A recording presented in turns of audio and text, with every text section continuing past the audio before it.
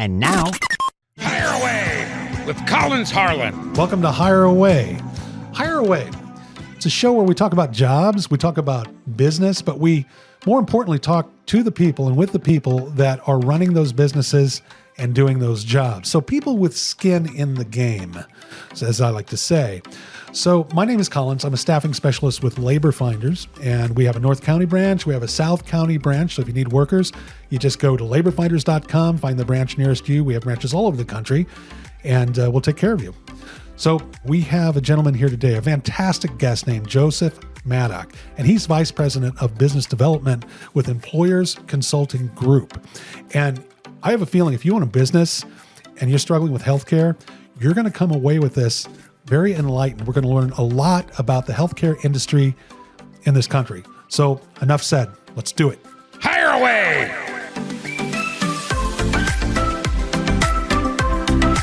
So Joe, I just got to ask you something. And this is the question. Okay. Where do you get your energy? Where do you get it from? Because I'm looking at your bio here. I'm just looking, and I had to write it down because there's so many things you've done that if I didn't write down, I'd probably forget something, right? So hold on, I need glasses because I'm old. I'm not young like you. But okay, so you've been on multiple boards and committees. You ran for state representative 2 years ago. You're an entrepreneur. You're vice president of business development with Employers Consulting Group. You play hockey, and you have a wife and kids. Joe, slow down, man. You're making the rest of us look bad. Where do you get this energy? I don't know where I get the energy from, but it's got to be from just the joy, the love of what I'm doing. You know, I often say with what I do, it's sort of like playing a video game. And so many people my age, these younger men, they love playing video games. And I got to thinking about this, what is it about that brings them so much joy? And, I keep on coming back to this idea that they're world building, right? They're trying to build a world. And I go, well, heck, I got a world out here that I can build. So, let's start working on that and focusing on what I can do to help people. And I love this. I love just getting to sit down and talk to people. I mean, it brings me joy and it brings me energy. So as long as I'm out here doing this and working on those things you mentioned in my bio, it's more and more and more. And that's what I like about you. There's two things really that I got from that. One, you think outside the box. You're extremely bright, you're creative, and you approach your business that way.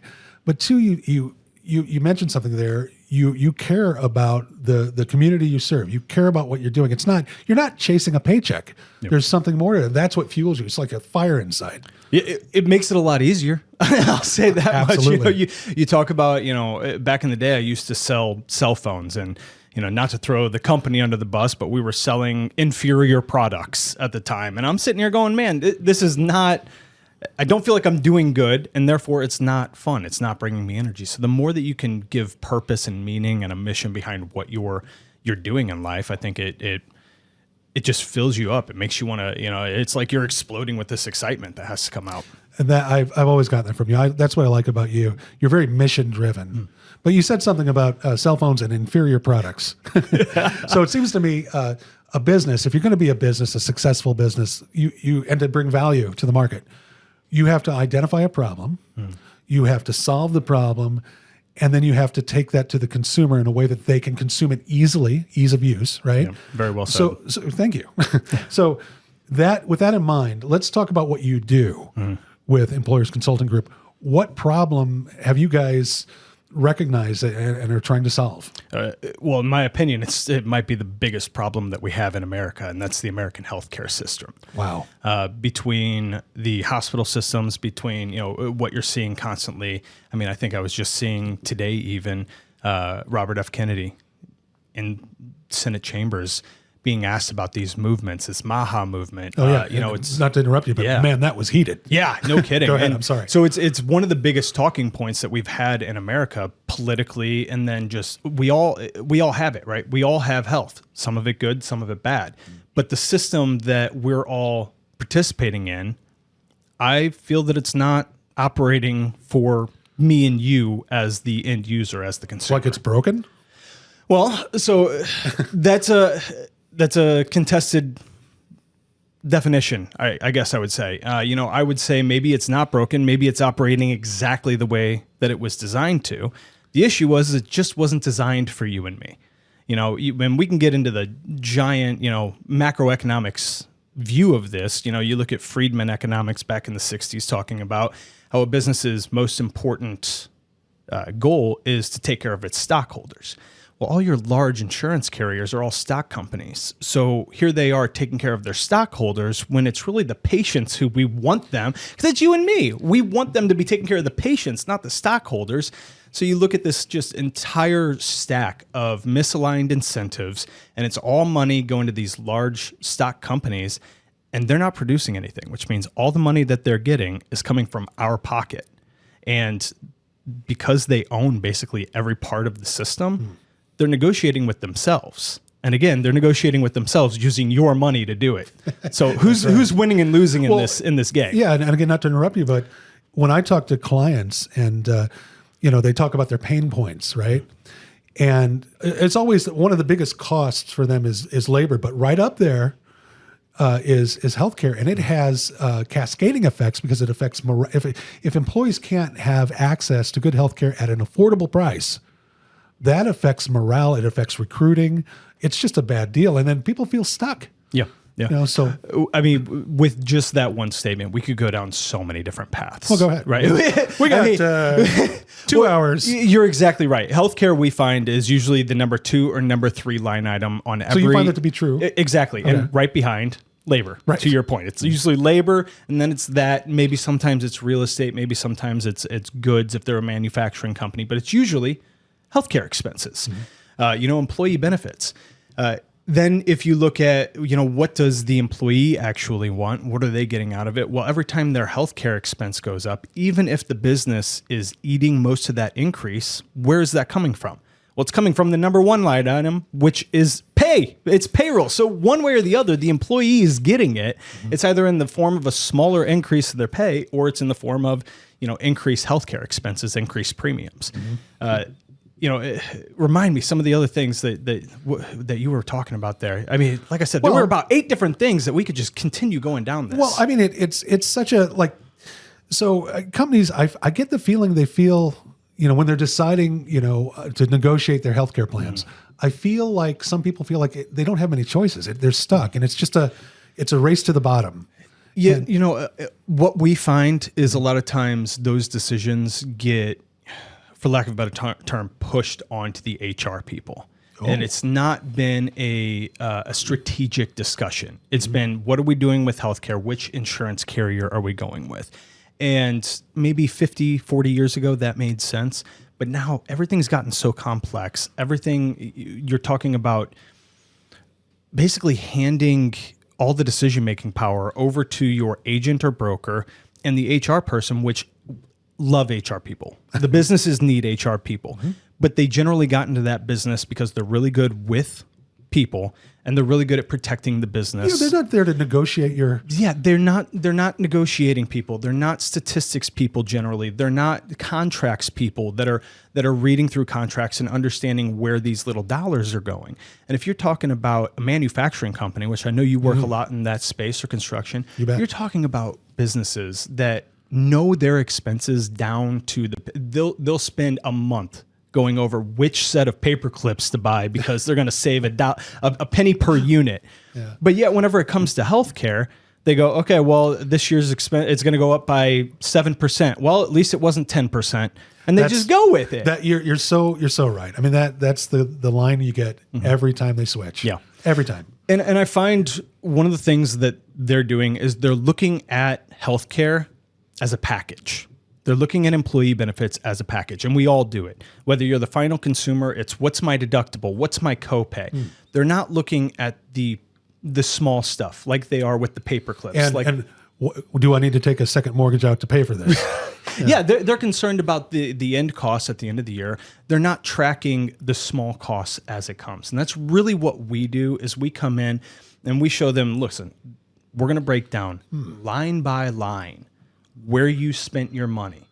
And we're going to show you what you could have done had you just paid attention and actually gone through those line items. So the problem is the archaic structure that people think they need to adhere to, but now we're talking about the solution. Yes, yes. So let's go into that a little bit. Yeah, part of the archaic structure is it's the convenience factor, right? The insurance carriers have figured out that if they package everything up and they give it to you, you go, okay, I get to choose between A or B. But again, that's not what we're doing in any other aspect of our business. Any other aspect, we're looking at every single vendor, every single product from these vendors, figuring out which ones to go to. And healthcare is no different. And if we can start getting business owners, especially in these larger companies where they have the buying power, they have the ability to negotiate. And let's be honest, the time invested to look at this actually moves the needle. I mean, we're talking hundreds of thousands or millions of dollars. So this isn't a small. No, that sounds significant. Yeah, we for instance just started working with a local county over in Illinois.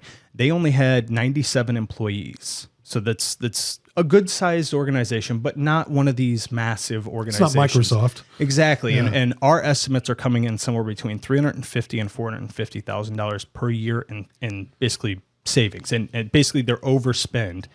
Money that they basically are just tossing away. They're tossing away. And the worst part about it is they had no idea where the money was going. Oh my. Because they were under 100 employees, federal law states that the insurance carrier doesn't have to provide you with data.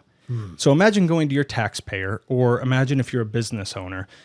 By the way, you are a fiduciary, which means you have responsibility for every dollar that goes in and out of that plan, but you don't get access to any of the data that you need in order to make proper decisions. Right. I mean, talk about a rigged game. Yeah, it sounds horrible. I mean, you wouldn't manage any other facet or any area of your business exactly that way. So yeah. Anyway, breaking down, a 97 employee company. We saw that sort of savings. We've seen greater savings. I think we had another one that was 250 employees, and we're estimating about $1.7 million is what we were going to save them year one. First of all, it's fantastic. And I can see why, companies would want to go through this process. Let's talk about the size. Do you have like a target? It sounds like you could help a lot of different sized companies, but is there a company that you can't help? Is it's too large, too small, or what? Yeah, I mean, it's probably similar to what your business or any other business. There's no one size fits all. There's not going to be. That's why we're Employers Consulting Group, not Joe's insurance company, which I have had that. So someone's going to look up and say, "Yeah, but you have done that." Not to mention, you probably built rockets to Mars. You're going to a tunneling company. We're just going to call you Elon. All right. But what we're doing is we're not selling insurance right now. Now, sometimes insurance is the right product, especially with the smaller company. They need that package deal. Now, there is still a strategic way to approach this, ways that give you more control, and more control generally means better savings, less waste. PricewaterhouseCoopers estimated that 54.5% of the healthcare spending in the United States is waste. You and I are just throwing our money away. Half of it, half of every dollar that we spend on healthcare is wasted. So it's not a sustainable model. And talk about a smaller company. Yes, we can actually absolutely help companies that have 10 employees. The break on what we are talking about is usually around 40, but again, it's going to depend on the business, the leadership. It's going to depend on the risk profile, all those aspects. That's what we talk. That's what we're consulting with our clients about. You have a consultative approach. Exactly. Because of that. Because it's not one size fits all. Right. Okay, I'm not coming in to sell you insurance. I jokingly say I must be the worst insurance salesman in the world, or the worst insurance guy, because I'm constantly telling people don't buy health insurance. You don't need it. But it's about how you're going to accomplish the end goal. I was going to say it sounds counterintuitive, but it's not. That's the right approach. Right. Gotcha. Okay. Well, so we've identified a problem. You've provided a solution. And if a company decides to contact your organization, they see this and they think this is a good idea, what kind of investment are they looking at? Not money. I'm talking about time. Like, are they going to be sitting in your office a lot, providing tons of reports? How does it work? Yeah. So generally speaking, our initial meeting, we say it's going to last 20 to 30 minutes. That's based on what we need to get done. What we find is that usually brings up enough questions that the client or the prospective client usually spends about the next 30 minutes asking us questions, sometimes an hour, because we do open up a lot of a lot of doors. You know, we show them what's wrong and what we're doing to change it. So 30 minutes, maybe an hour and a half, depending on how curious you are. From there, we ask for 4 simple things. We basically ask for your company's data, and we basically just, each piece of that data is allowing us to look at what you did versus what we would have done, and we compare and show you exactly what your numbers would have looked like had you been working with us for the last 12 months. So you're going to know going in where you are before you even spend a dollar working with us. That's great. So you do a lot of work almost pro bono. Right. So good luck with that model. Well, and here's the thing is we'll tell you where the problems are. And then of course, if you want the solutions, that's what we're there for. And that's really, you know, that's what we get paid to do is to provide the solutions and implement them. The thing that I'll say is we feel so confident about our implementation and about our strategies that we will guarantee them. So we are going to guarantee them? Yes. So we will tell you what your savings is going to be, and we're going to guarantee some multiplier. It's generally a 10x multiplier. So whatever our fee is, if you don't hit 10 times that in waste recapture over the next 12 months, we will give back our fees. Wow. That's impressive. We are that confident about what we're doing. You stand by your data. Exactly. Yeah. Exactly. And one of the other questions that we'll often get is, you know, well, what can you do for me? You know, my brother is my broker, and I would never fire my broker. You know, That's I would never interesting. fire my brother. There's probably a lot of that happens. It does happen. Yeah. So- You know, that's just kind of the nature of the industry. You know, people fall backwards into insurance all the time, and they can't get out. They get their brother's company, and you know, they make a good living. But what we do that's a little bit unique is because we are a consulting company, we don't have to take over an entire benefits package. We can come in and show you how to fix aspects of your plan, and then you can continue working with your brother. We don't have to come in. We're not looking to fire anybody. We don't want to fire your brother. We don't want to fire your current agent. We don't want to fire, you know, your HR specialist or anybody like that. We just want to show you how to do things better. And, you know, maybe the plan is that you can reallocate some of those people or reallocate those dollars to something that's actually helping you build to that next level to accomplish that next goal. So in those cases, you become more of a partner with yeah. their existing resources, and you're low pressure. What I like about what you've said so far is, if I was a CEO and I was hearing this, I would really appreciate the fact that, look, there's no contract you have to sign up front. Mm-hmm. We're just going to sit down and get your data, and we're going to show you side by side where you could save money. And if not, that's okay. Mm-hmm. So that's beautiful. Yeah. I think that's a really good way to do business. And how's it working for you? Well, and it's working really well so far. The biggest thing that we need is we need people that are looking to invest in efficiency, right? This. What do you mean by that? So what I mean by that is we are doing something a little bit different, right? We are not giving you this package that you're just going to go run with.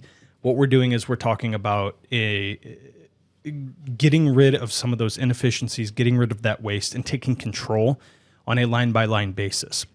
And you mentioned earlier, how much time is this going to take? Right. Well, honestly, it's as much time as you're going to want to spend on it. You know, we have some clients that want to meet twice a year. They want to meet at their renewal, and they want to meet at 6 months.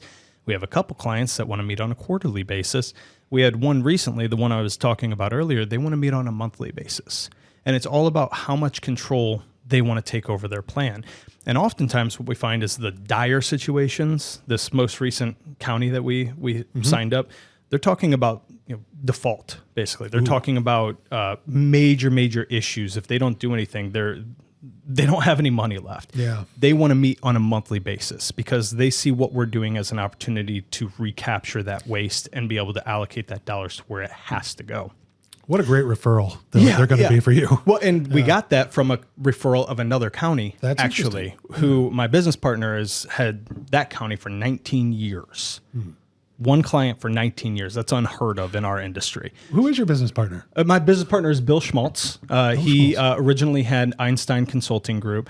He's been in the industry for about 20 years or so. And at this point, he's a Amazon best-selling author. He's collaborated on a couple of books. I actually Did you bring one? I brought one for you right Are you here. going to read us a chapter? No, I'm not going to read you a chapter, but Bill's chapter in here is all about pharmacy.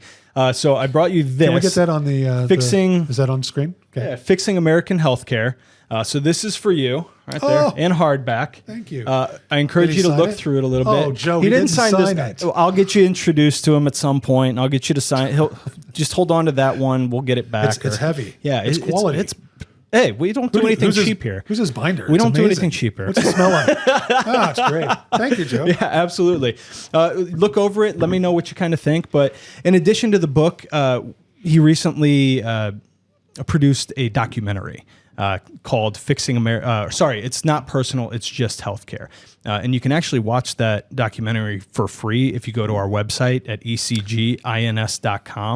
You can see right there in the resources, watch the documentary. We do ask that you tell us who you are whenever you go do that, but it's completely free. We're not going to sell it. We're not going to sell your information. We just want to know who's looking. Unless the business goes south. Hey, you got to do what you got to do. Right. But you can watch the documentary, and then I'm excited to mention, I think I can mention this because the trailer came out, but we're actually finalizing production of a secondary documentary all about pharmacy benefit managers and the pharmacy, just the headaches that come with that whole industry as well. I was going to say, that's a separate, yeah. You have anything to say about that? Well, I mean, yeah. How much time do we have? Not right? much. It's that's actually our specialty is working on the pharmacy. We do that as an aspect of our consulting with our businesses. That's usually where the biggest savings honestly lie, because so that's all covered in the consulting. Absolutely, yeah. The abuse in that system. It generally, I don't know if I can curse here, but it generally ticks people off. I really wish you could. I love when people curse. That's usually the thing that people look at it and go, "This is what they're doing to us," and it makes your stomach turn when you understand how that system works. And it sounds like you have a lot to say about it. Yes, I wish we did have more time for that. But people can call you. People can call me. We go over that in our initial conversation. Right. That's in that first 20, 30 minutes, and we can go over. That's usually the thing that gets the most questions. Is tell me more about this pharmacy. And again, we show you using your data. So after that initial meeting, we're going to show you what you would have saved if you would have worked with us instead of continuing through whoever your big box PBM is. Well, I'm glad that came up because I wasn't thinking about that. And wow, that's pretty important. Yeah. Okay, so we've covered a lot of ground here. And now I'd like to end with a very funny story, if you don't mind. Okay. So when I was talking to one of our producers, and I was telling him who's going to be on the show, and he said, "What's his name?" And I said, "Joe." He said, "Well, what's his last name?" And I said, "Maddock." He goes, "Oh yeah, I know Joe. Great mustache, great mustache." My question is, do you get a lot of that, or does Phil just have a mustache fetish? So the mustache thing, it comes up every once in a while. Usually, it's the comments on the hair. Really? But the mustache has become a brand of sorts. People do remember me as the mustache guy or the hair guy. It's very 80s. Oh, it is. And if I didn't have to do it, I wouldn't do it. Every summer I trim my hair down so short, and then all the ladies stop. By ladies, I mean, of course, my lovely, your lovely wife, geriatric ladies. It's usually the ladies that are a little bit older. They love the hair. I see. Yeah. But the compliments stop coming in, and I guess there's just something egotistical about it that I'm like, man, I really wish that. Well, you can't. You just can't shave it. Yeah. You should. In fact, you should trademark it. There's a photo on your website, and you should put a little trademark design by your mustache. You mentioned I ran for state representative. Part of the design there, if you looked at my name, it kind of has a mustache kind of shape to it. Good move. Good move. But yeah, no, the mustache is, my dad had one. And this whole thing started off as a joke, by the way, during COVID. Really? I was taking pictures of myself working out and sending it to my buddies, trying to get them to work out too. And of course, the beard's just coming all scraggly and nasty looking. Nobody was it's a COVID beard. And I had a meeting or something finally. And so I shaved everything but the mustache and snapped a picture of that, making some sort of goofy face. And all of a sudden, all my buddies started going, actually, that kind of works. You should do it. I think they were messing with me, but it stuck. And so now it's been the last 5 years. That's what I've been doing. Well, so if people want to get a hold of you, Joe, again, you mentioned the website. It's ecgins.com. Yes, sir. And it's just as simple as that. They go there. I went to your website. It's a beautiful website. It's very functional, but it flows. It just has if you want to get started, you click there. If you want to learn about the company, it's like a regular website, but it's a really fun. I'm describing functional websites now. That's what the show's about. But it's a really good website. It's very informational. I didn't know about the documentary. That is really interesting. Yeah. And I want to thank you for the book. Yes, absolutely. That's fantastic. Yeah, and you can get the book as well by going to our website, access to the documentary, as I said. We're trying to give people resources. Someone recently asked me, what happens if other people start doing what you're doing? Wonderful. Because the mission is to change the American healthcare system. It's not to make a bunch of money and get new clients. It's to change the healthcare system. Well, Joe, if anyone can do it, you can do it. I appreciate that. Yeah, it's great having you on. Thank you for having me. Thank you. All right, that wraps up the first edition of Hire Away. Next week, you're going to want to tune in because we have a guest named David Q. And David has tapped into a resource. If you're looking for workers, he works with a lot of people that are trying to get back up on their feet. And he has a very good program. It tends to be very successful and it can lower your retention. So you want to tune in for that if you need workers. You also want to stick around, though, for the job of the week, the Labor Finders job of the week, which we'll put up. And again, my name is Collins. I'm with Labor Finders. You can catch us at laborfinders.com. Thanks for tuning in.